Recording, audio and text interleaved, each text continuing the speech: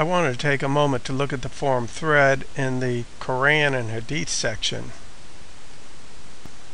Is Arabic an ancient language? In order to declare that Allah is the name of the God of the Scriptures, rather than the Quraysh pagans' most powerful deity, Muhammad's followers sometimes try to make the claim that Arabic is an ancient language.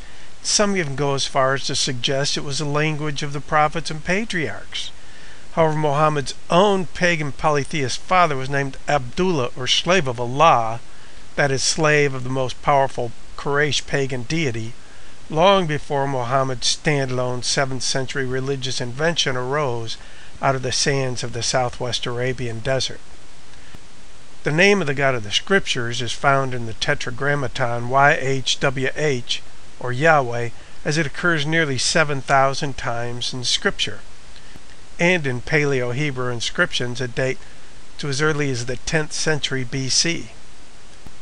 Indeed, rather than Arabic being an ancient language, it is an Eastern African tongue that arose around 300 AD without a history prior to that time. In other words, as with all things Islamic, Mohammedan claims are predictably at dire odds to historical reality. Indeed, it developing in East Africa makes perfect sense when we consider that the ancestors of Muhammad's tribe, the Quraysh, had migrated across the strait from Ethiopia to Yemen, and then, in around the 4th century AD, migrated from Yemen to the newly settled Mecca. You can easily Google up the age of the Arabic language. Here's a site.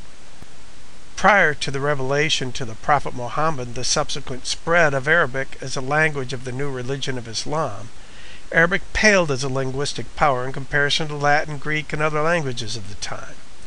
Like all other Semitic languages, Arabic is a descendant of a so-called Proto-Semitic language, which is currently believed to have developed in East Africa and which never evolved in a written form.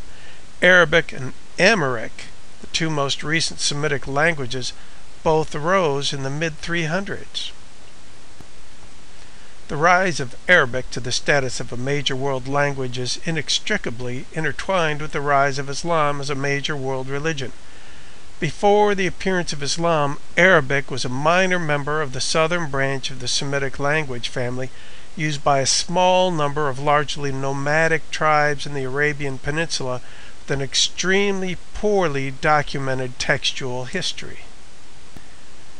All you have to do is Google this stuff if you have been deluded into believing that Arabic is an ancient language.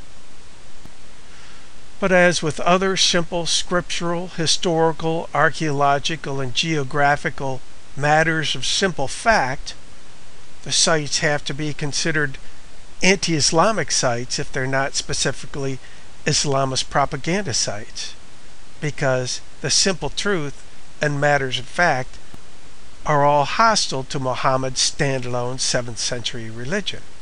That's because the folks that follow that religion follow the father of lies through his prophet.